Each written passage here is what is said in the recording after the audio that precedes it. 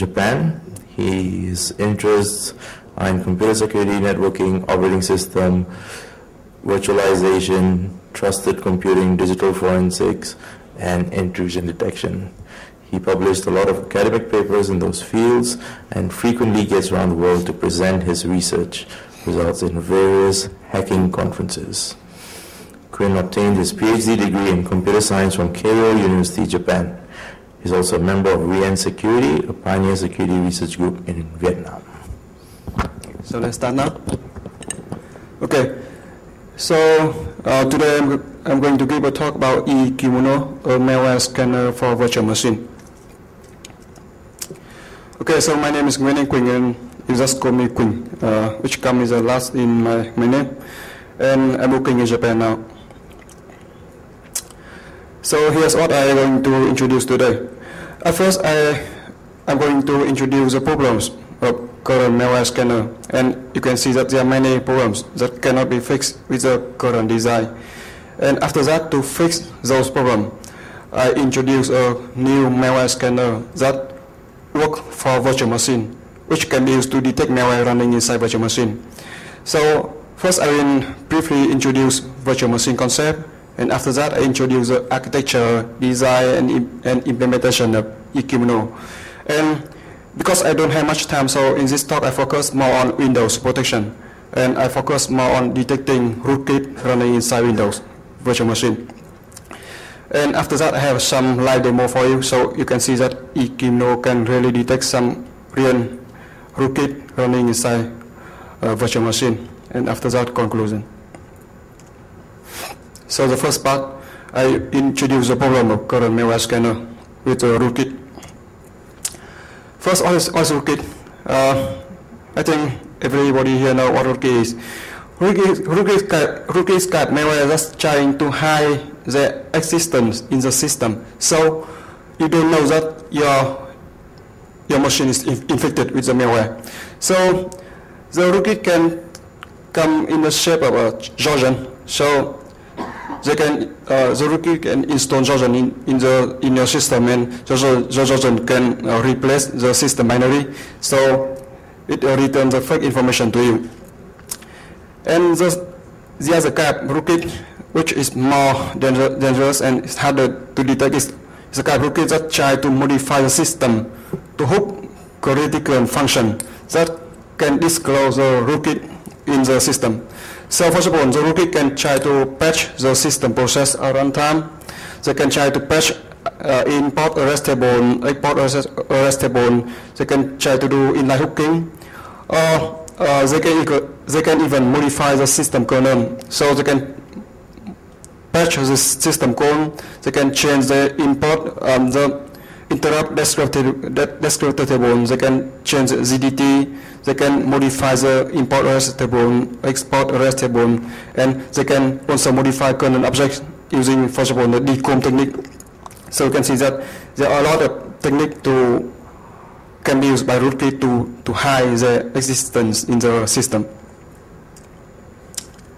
Okay, so to detect rootkit, what to do? Of course, usually you run some malware scanner to detect the malware in your system.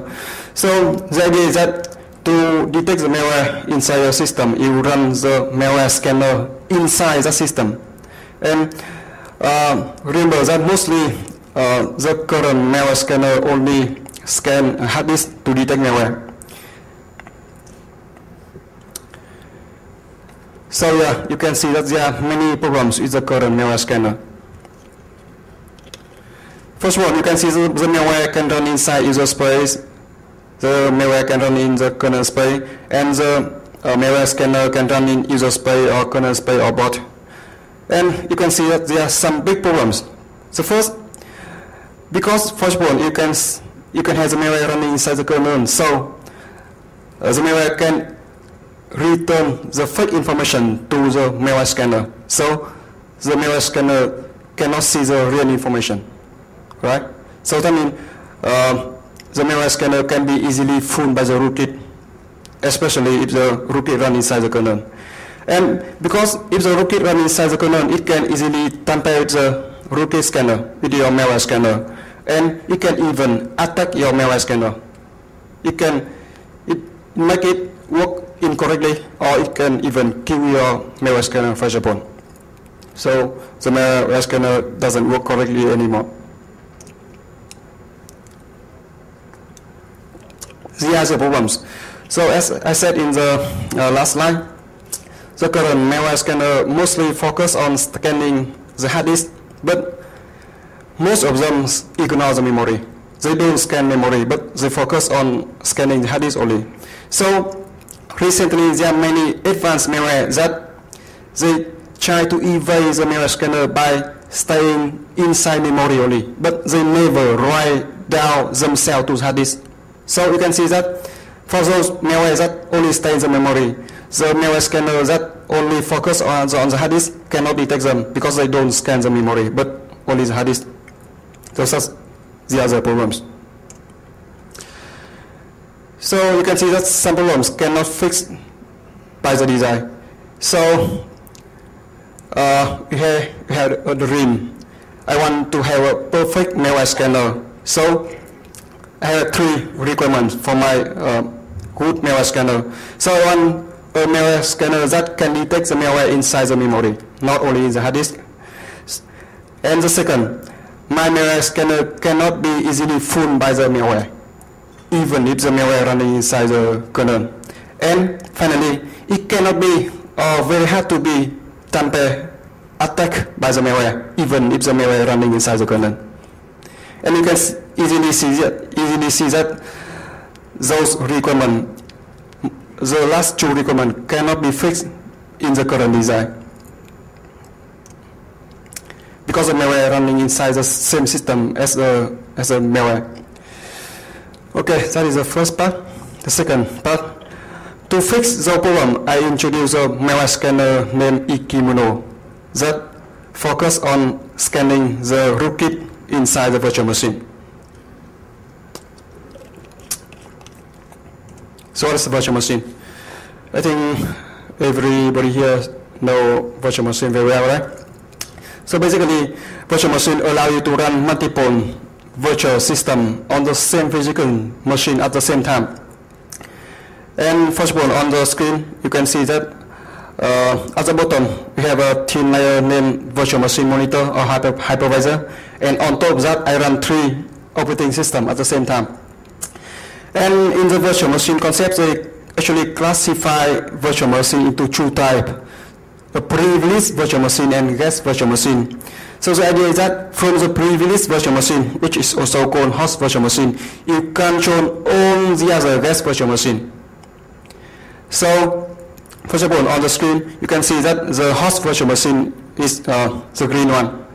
And from the green virtual machine, from the host virtual machine, the green virtual machine, you control the other 2 guest virtual machine. How about Zen? Zen is an open source virtual machine that come in ZPN license and is supported in Linux kernel now.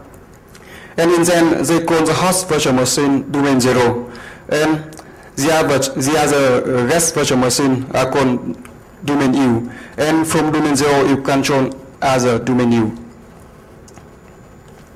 That's about Zen. How about QEMU? QEMU is another kind of virtual machine. But you can see that in QEMU case, you run the guest virtual machine inside the QEMU process, and QEMU process run inside the host operating system. It's similar in KVM case. KVM virtual machine actually use QEMU a lot, and a guest virtual machine actually also run inside QEMU process. But you can see that we have one layer of software named KVM, which allow you to run a lot of code on the physical CPU, not on virtualized anymore. And KVM actually use a CPU that support virtualization like VTX from Intel.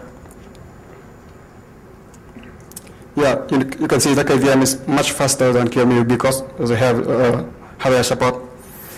So to control a lot of different virtual machines like this, people come up with a framework named Libvirt, which is open source and supported by many organizations, many companies in industry.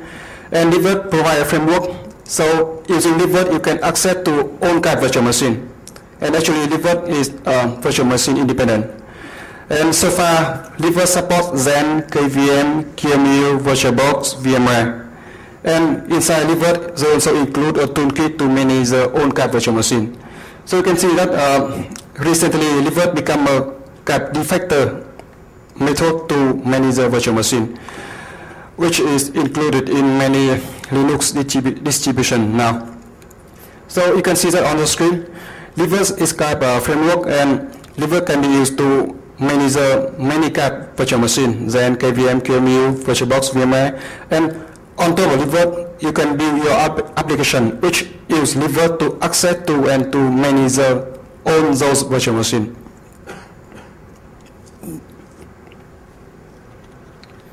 Okay, so how about detecting malware for virtual machine now? The idea is that we design eKimono, the malware scanner for virtual machine, by putting the scanner outside of the protected virtual machine. And actually, we put the scanner inside the host virtual machine. And from here, we let the scanner access to the rest virtual machine memory, and we perform many actions. First of all, you can scan the memory of the rest virtual machine to detect malware. Or you can even manipulate the memory of the virtual machine. So first of all, you can disable malware if you want to. And here is the architecture. It's very easy to understand. You can see that in the host virtual machine, I run the malware scanner. And from here, the malware scanner access to the memory of the rest virtual machine. And we can scan the memory to detect malware inside the rest virtual machine. And because we can do that because all the virtual machine allow you to access from the host virtual machine to rest virtual machine, because usually they provide some virtual machine interface, and you can use that interface to access to the memory of the rest virtual machine from the host virtual machine. So we can see that with this design, my dream come true. You can see that this scanner deletes the memory resident only malware, right? I delete the malware that stay in the memory. And from outside, I can get the correct information even if the malware run in the operating system of the virtual machine. Why? Because I don't rely on the virtual machine operating system to get the information. I can show you how to do that later. And because my scanner run outside, so the malware inside cannot attack it, right? It cannot tamper with my scanner. It cannot attack my scanner. And this one is impossible by design. And besides those advantages, we have some more advantages. First of all, my malware scanner is invisible to the malware. It runs outside. The malware inside cannot know that it is being monitored by the scanner running outside. And from outside, you can effectively disable the malware by manipulating the memory of the virtual machine, of the guest virtual machine. Yeah, the idea is very nice, easy to understand, and sound very simple, but actually it's not. There are many challenges to develop such kind of malware scanner. First one, because from outside you want to understand the virtual machine, the memory of the virtual machine, but usually from outside you only see the raw memory. From outside your scanner only sees the first page of the memory, second page physical memory, third page physical memory, and that's all. There's no context from the memory. You only see the physical memory. So you have to analyze the raw memory. You have to analyze the physical memory to understand the internal context from the memory that you can access to from outside.